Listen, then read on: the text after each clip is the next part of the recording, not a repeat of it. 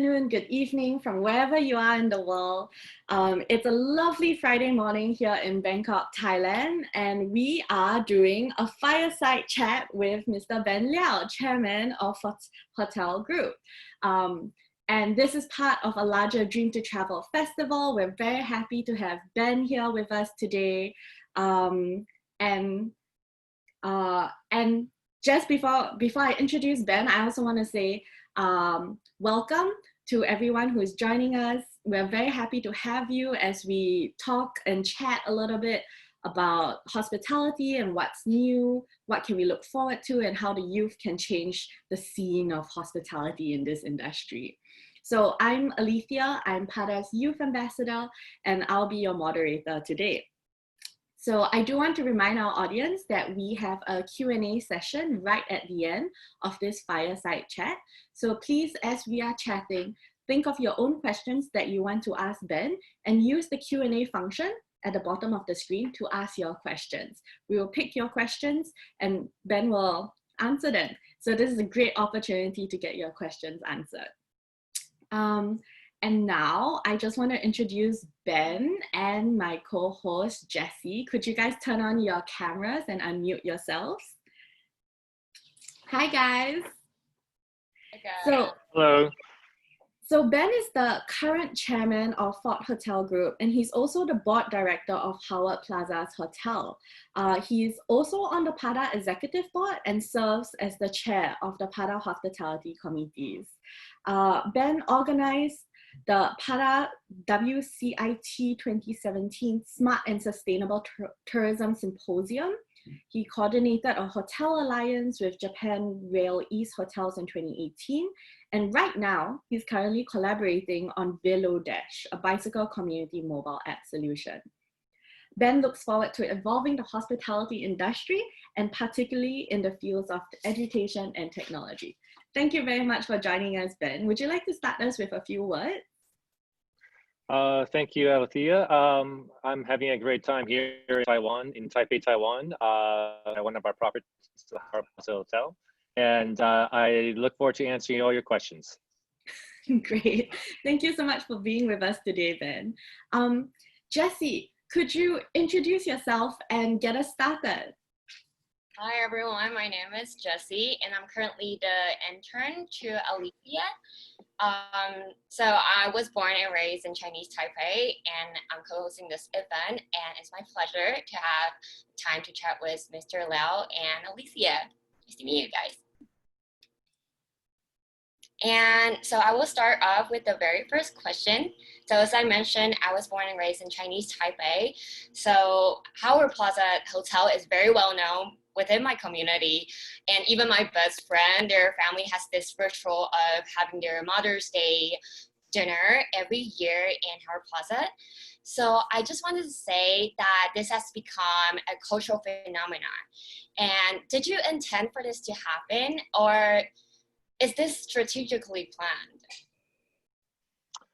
Well, let's see. I guess it will take it back to almost 40 years ago and how my grandfather started the hotel business. We started in construction like very many other hotel industry people. And it was just, organic growth. But I think it was mainly because it's a family-run business, and we do care for our employees and our guests and try to bring Taiwanese hospitality, to the market. And that's something that's a little special, a little bit different, and it's very simple, but I guess it has been very successful. So it's kind of blossomed into this place where it's not just a hotel, right? You guys kind of create memories, you guys create traditions in this hotel. And for a lot of our youths, we are all super entrepreneur, and I think a lot of us used to have the dreams of setting up our own hotels or Airbnbs or bed and breakfasts before Airbnb existed. So how can we replicate the success?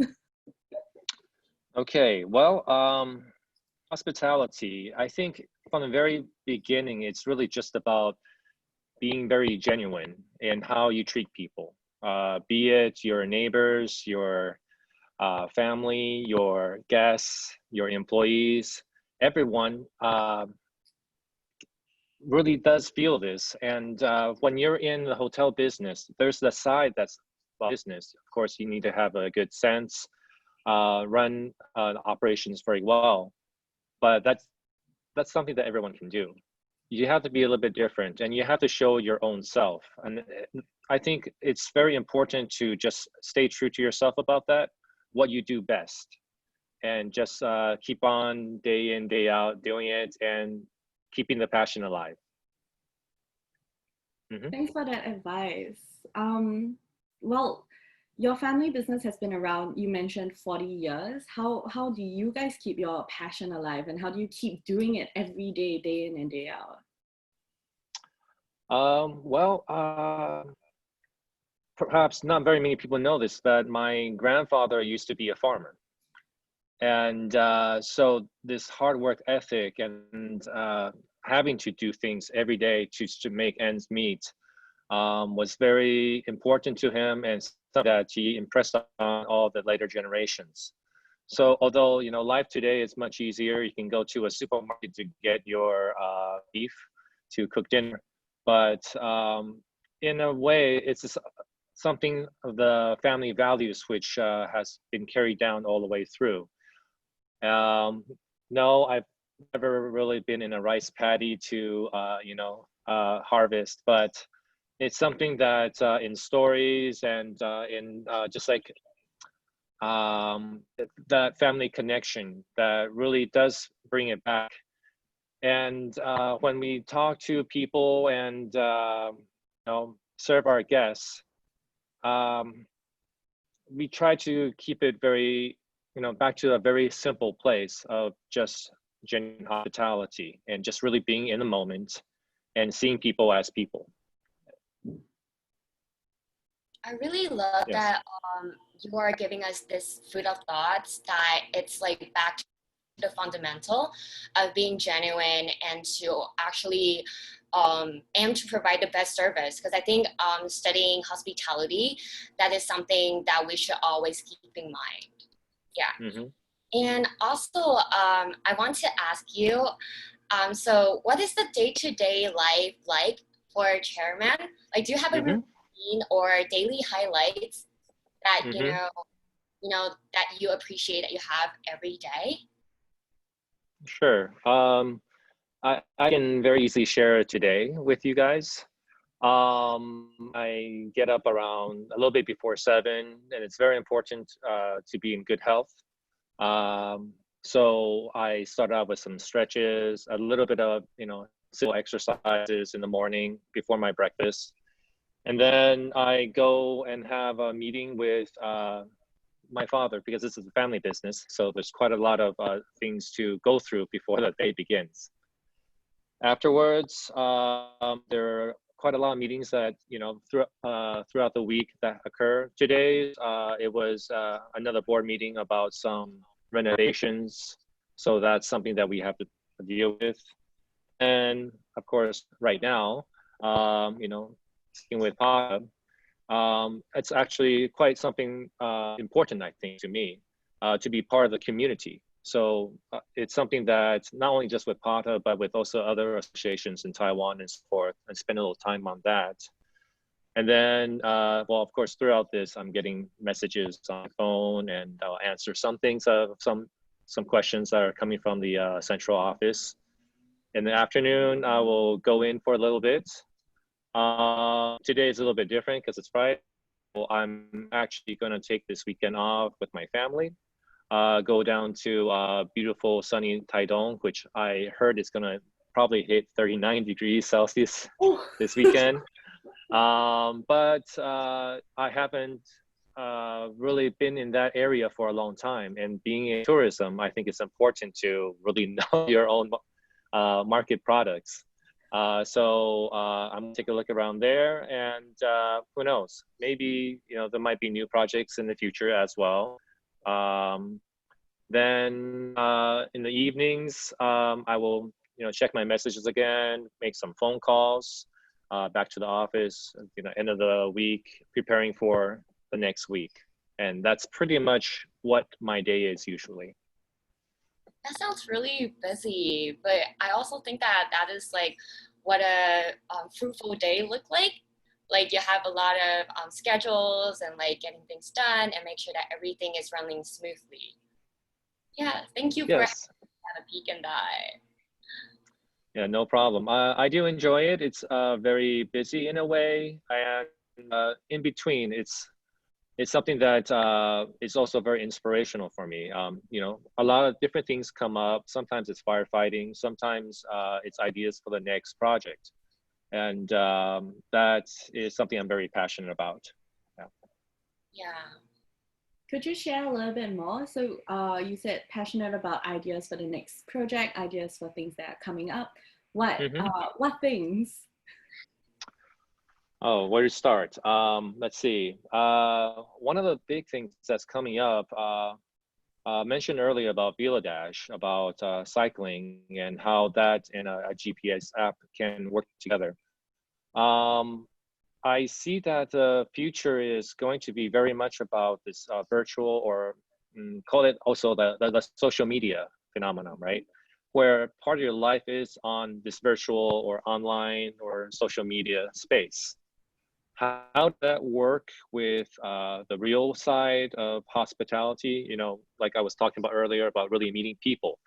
It's an intersection of sorts, and sometimes it's better, sometimes it's not. And how do you make it work together? So actually right now in Taipei, the hotel business is very difficult in terms of rooms because not many international guests can come now. And so we have turned 4 of our hotels into quarantine hotels. And that kind of brings to a point about this virtual and real, because in the real space, we can't really be servicing them. We have to have social distancing. So instead, and on social media, how are we improving and also making up for that lack of service? And that's something that a beta team in our office is working on. And in a way, what it is, it's like, okay, you're in a quarantine room. Every day you see these same 4 walls. You can escape that by going to the bathroom, but that's about it. Of course, you may need something. Maybe you need to go down to the convenience store and buy another razor or shaving cream. You can ask someone at the hotel to do so. That's not too hard. But I think now what would be more meaningful and more valuable is to actually go yourself. And you can't do that. So we'll have our beta team member actually film going down and looking through and finding the shaving cream and, trying to pick out which one for you, so it's the, maybe you call it mundane daily items that you might miss, or maybe it's like waiting in line for your boba tea. You can get room service to send you boba tea, but you lose the experience of sitting there in the heat and just waiting in line and just trying to figure out what you want from the menu. So in a way, I think with social media and this new beta team, we can give you some other experiences, something that's very simple, but could be something very valuable since you are stuck in one of our rooms. Ben, I think that's so exciting. So I'm a huge Studio Ghibli fan, and the reason why Studio Ghibli worlds are so magical is because they make the mundane look beautiful. They make the mundane look magical, and they infuse this sense of magic and wonder into our everyday lives, everyday scenarios, places that we see, and we've registered them as normal, and essentially you are doing exactly the same thing. You're bringing back that sense of magic and that sense of this small spark of excitement into everyday experiences, blending technology and blending social media together with this with this mundane everyday experience that then becomes magical because you're applying you're applying like technology and thought and like and genuinity into the experience. So I think it's so magical, and I wouldn't mind being quarantined in the hotel if I had that. Well, thank you very much. And I can also report that even though we've only been around for, I think, 2 months now, we have our first return guest, which is quite amazing. Did they return for another quarantine? Yes, this one businessman actually came back from the US, did 2 weeks, came out into Taiwan for 3 days, and then he was unfortunately asked to go back to the US for another meeting that he could escape. Oh, And then he came back again, and I believe he's still there for his second stint of 14 days. oh my gosh, that's so much dedication to that one meeting in USA. That's Yes, amazing. I know. I need to find out exactly what it was, but yeah, sorry. No, but that's really cool. That's really cool. I really like how you're kind of making that blend into something magical. And it kind of fits nicely into our our next question, because I wanted to talk a little bit about how hospitality or how hotels blending are increasing the value in terms of authentic experiences, because these Hmm. days travelers really love authenticity. They are looking for it, they pay a premium dollar for it. And well, to me, when I thought about it, an authentic experience in terms of hospitality would be a homestay, but that's not Hmm. always achievable. So in terms of the hospitality sector, um, how how are hotels dealing with this need and demand for authenticity? Hmm. Well, let's see. I would still go back to about social media more. Um, Talking about, of course, there's all these new experiences that are available from travel agencies or OTAs and Airbnb and so forth. Mm, And I see them also improving at this time of post COVID, especially in Taiwan, because now it's only domestic travel. So everyone's focusing on improving their experiences, their activities, and so forth. So for us, I think the days of the usual like a concierge telling you where to go is not necessarily the best. There's some things that they still do better because they would know the area and also the people, the neighborhood, who has a new manager, if there's a new menu going on nearby, or some other activities. But for larger, like you want to say, the authentic hiking hike experiences, or like just urban tours and so forth, um, these things people share now on social media, and they will be more meaningful than for our concierge to tell you. mm, So I think these things are easier to find now with the internet.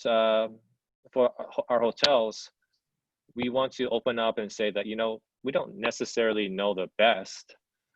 We know that there's a lot of information in social media, and we try to be in contact, and also we try to also showcase on our social media as well. That, oh, have you heard of this new sailing experience that is near Jiaoxi, near one of our hotels? We don't do it.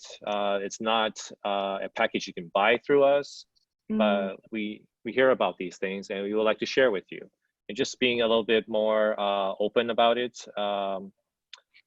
And I think with social media, it also allows us to be a little bit more approachable in a way. Mm, So I think uh, when you want to see something authentic, um, more sharing. And also sometimes it could be like, especially in our Orange Hotel level with the 3-star more economy hotels, it's a little bit more closer.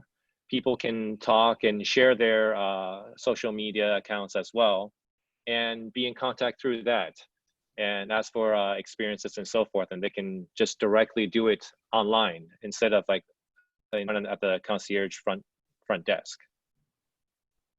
that's great.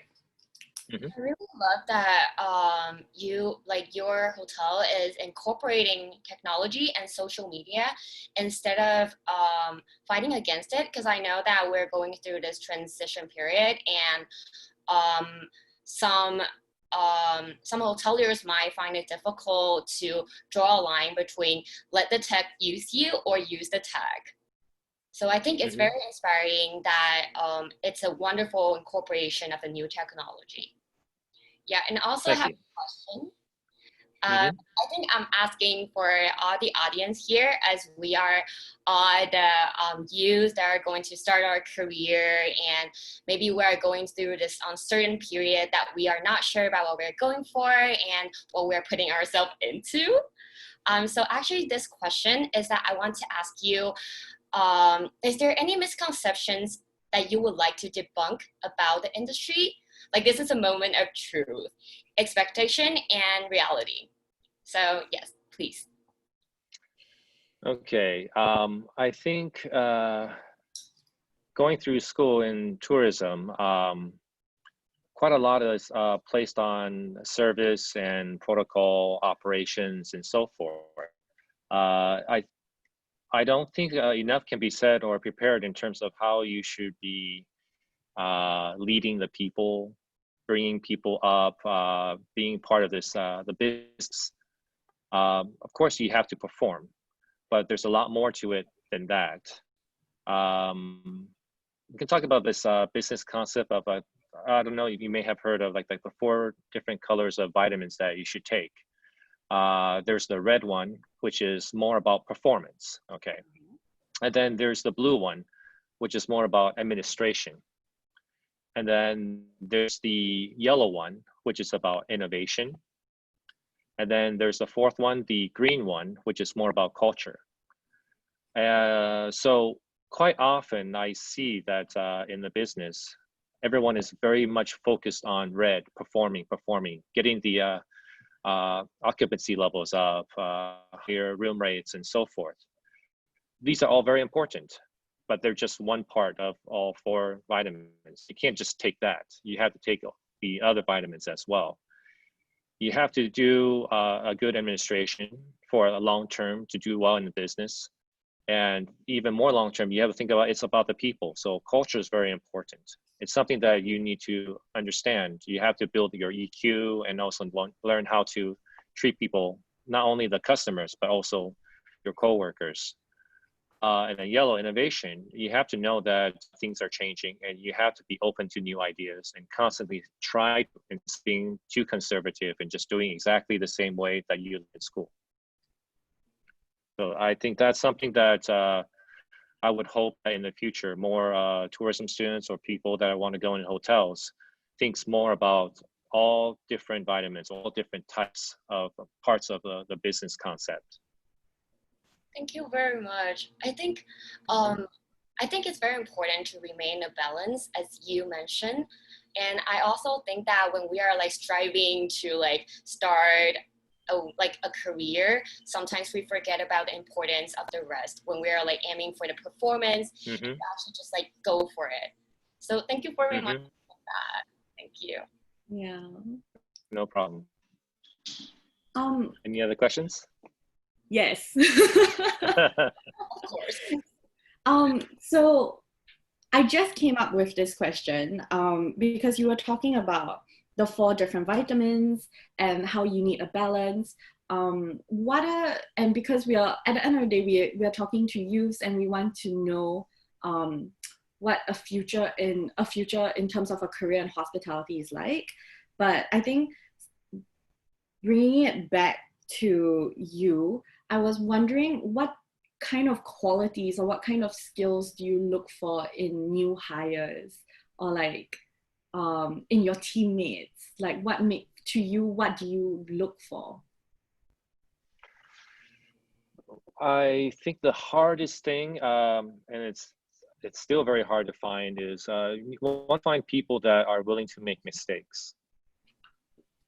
You can train people and teach them how to do things, but then at the end of the day, you want them to do things themselves, and they might have something new come up and they don't know what to do. You know, just follow SOP exactly. But you know, in these times, things are changing all the time. I think the hardest thing is to be willing to try, even if you don't know. And you know, you might make a mistake, own up to it, learn from it. Don't be afraid about that. Because long term, we don't want robots. Yeah. We want people that can deal with people and be willing to open up and willing to try, be genuine, be vulnerable. Yeah.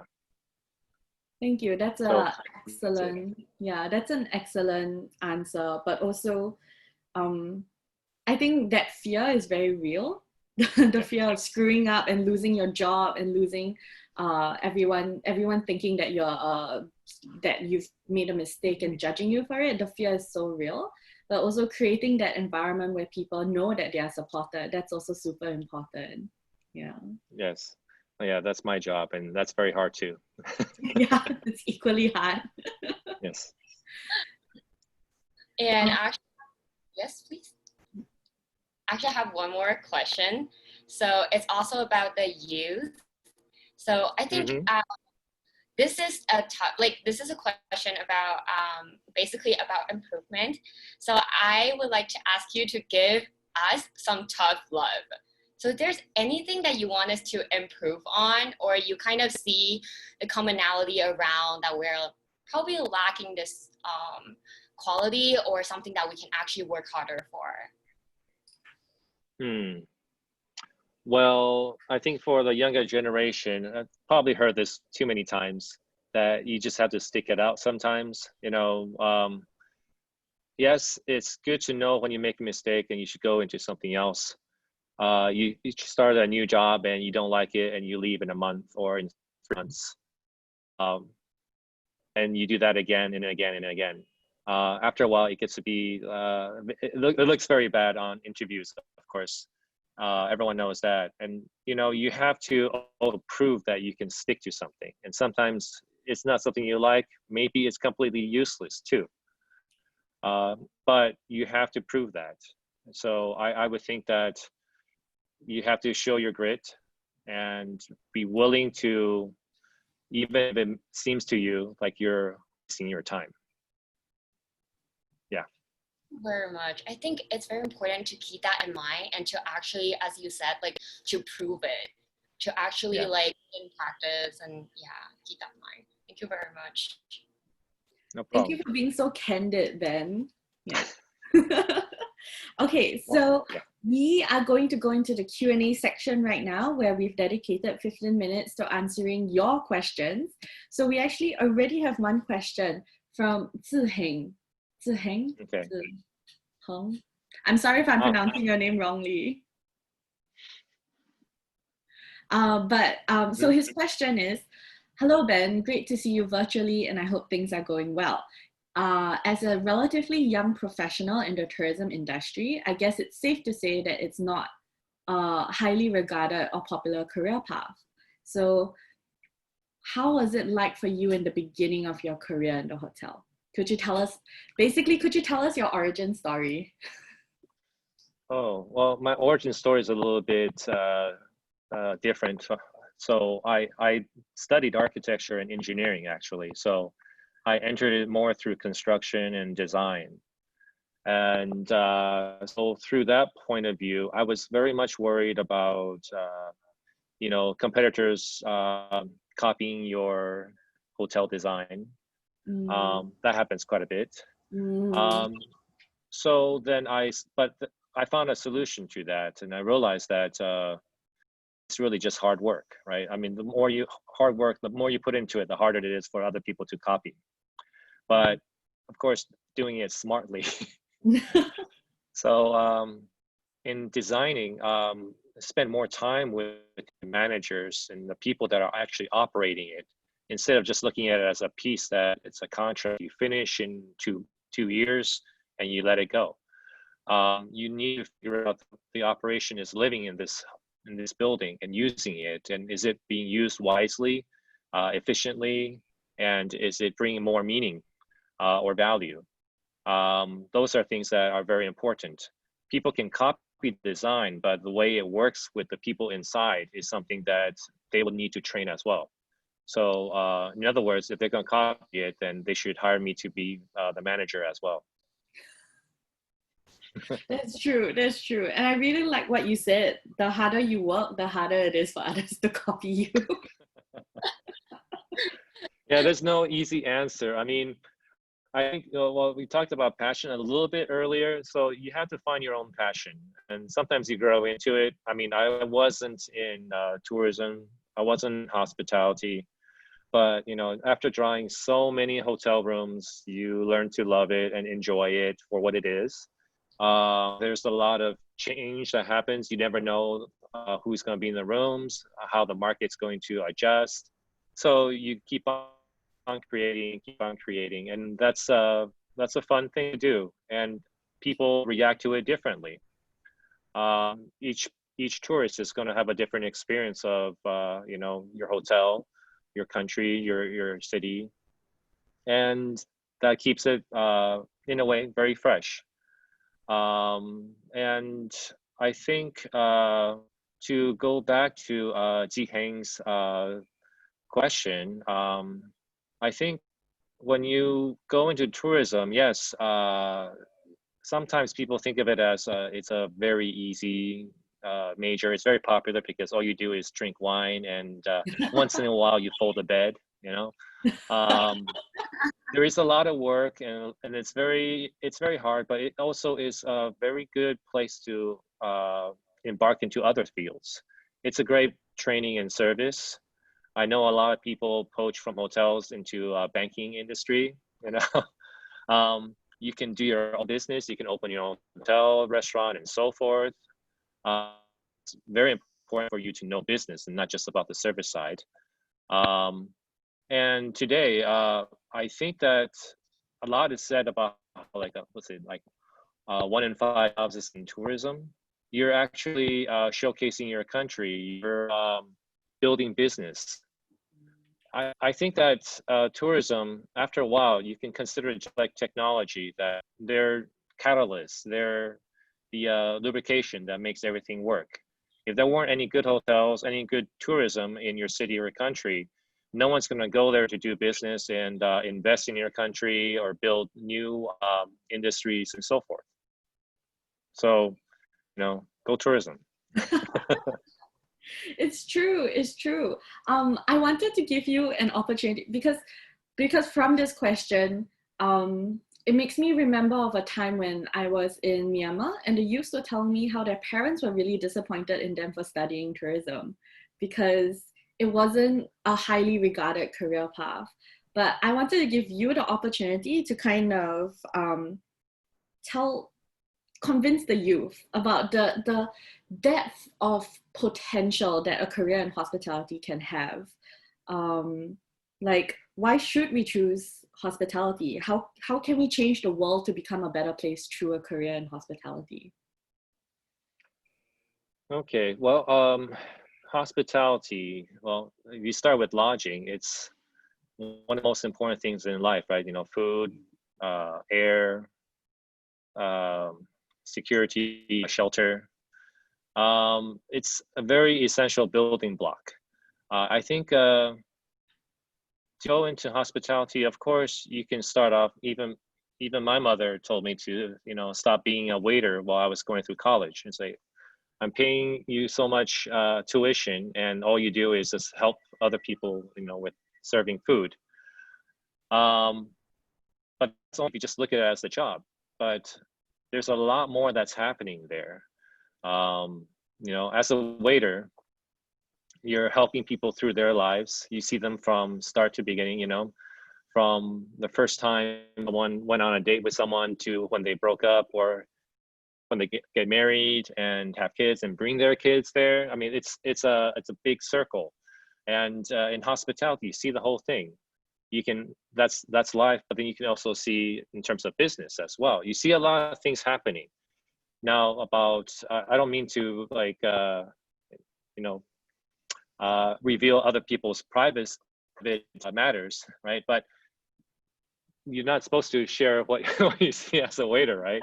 But but you do learn a lot just by observing and being part of this whole theater, right?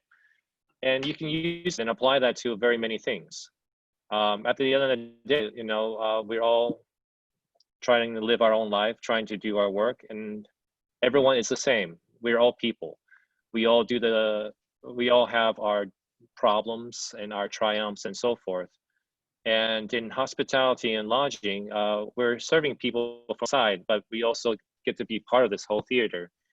And what you learn there, you can go into something else. You don't have to stay in hospitality if that's not what you want. But I think the skills, the experience that you see is great and applicable to other jobs or careers that you might find in the future. Thank you for that well thought out answer, because it really draws attention to the ecosystem that we all play a part in. Mm-hmm. Exactly. We actually have one more question, and so I will just share it. So it's a question from Alice Gong. She says, "Hi Ben, I'm Alice, a student studying in tourism. Being a professional in the hospitality industry, what would be considered as the most important type of education in your opinion for one who is studying in this field? Thank you." Which education is most important, or which subject, I guess. It's pretty much trying to find what topic or subject. Or what skills? What skills, right? Yeah.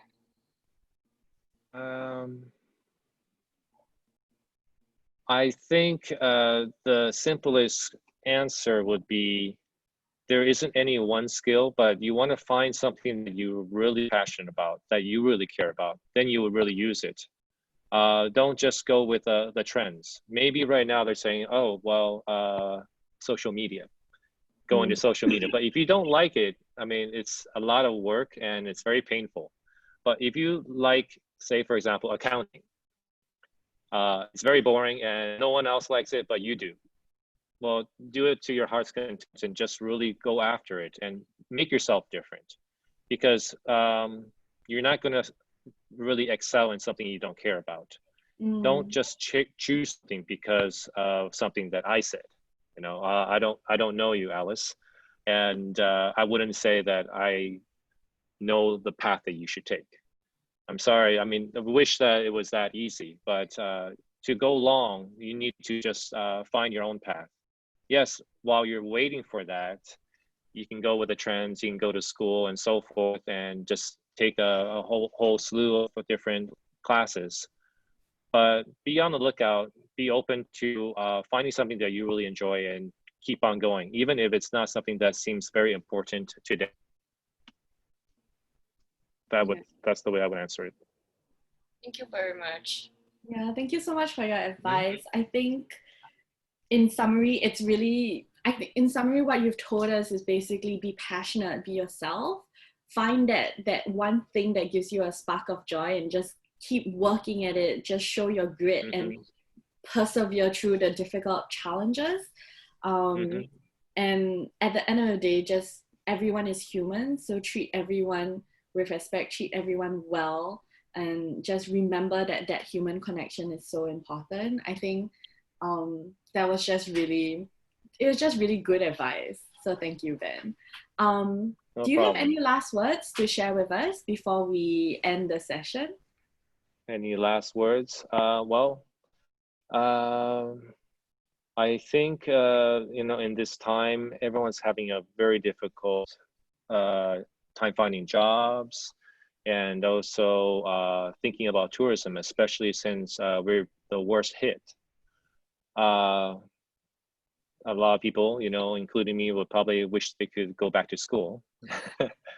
But I think it's important to keep positive, but also know that it is very difficult, and just be kind to one another and help each other through this, and keep your mind open. Maybe you may not work in tourism for the next year. Maybe you need to fit and try something different. But I do hope that if you came into tourism because you enjoyed it, don't forget about it. I don't think this is something that will continue to be that bad to tourism. We will all recover.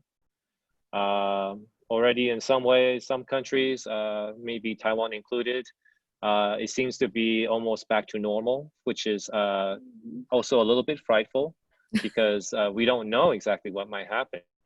But it's going to be an up and down ride, and just be ready for that. Yeah, yeah. Thank you. It's always hard when hope is kind of like there, but Yeah. you're not really sure how much you want to trust it. Yeah. Yeah. It's going to be that way. There's no easy answer, but get used to it being a little bit open-ended, and you'll do fine.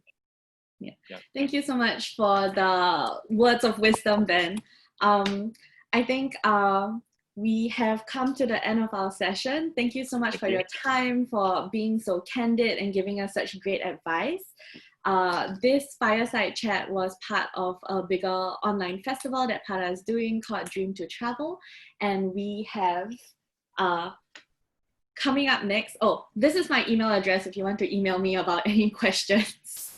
Or any, if you want to get more advice from our industry leaders, please feel free to email me and sign up as a youth member. But next up, we have a live experience with Tourism Malaysia. It's going to be a cooking demonstration with Chef Ismail, and as well as a review by a food blogger, Riles William. And I'm really excited for this live experience because they're going to be cooking right in front of us. It's going to be super interactive. I'm personally from Singapore, and Singapore and Malaysia always has like a huge competition between the citizens on whose food is better. But Malaysian food is so good, and I'm really longing for a taste of food that reminds me of home. So I'm really excited for this live experience. Also, his shirt says nasi lemak, which is like this beautiful coconut rice. So I'm still talking about the live experience. His shirt says nasi lemak, which is this beautiful coconut rice together with like fried chicken wings and like ikan bilis, which is like small fried fish and egg, and like with this really good sambal chili paste. So Malaysian food is great, guys. Please join us for the live experience happening at 1 p.m. Bangkok time. So up next, this fireside chats were part of the youth sessions for Dream to Travel. The next youth session is happening next week on Wednesday. It's going to be a webinar where we have speakers from Bangkok Vanguards, Michael, and Blink Ventures, Teresa, who will be sharing with us some case studies on how peace and tourism intersect. And then after that, we're going to be having a panel discussion on what's the role of youth within the intersection of peace and tourism. So please join us for the next Pada Youth webinar. And that is it for today. Thank you very much, guys. Thank you for joining us. Thanks, Ben. Thank you guys for joining in. Bye, guys. Hope to see you soon. Thank you.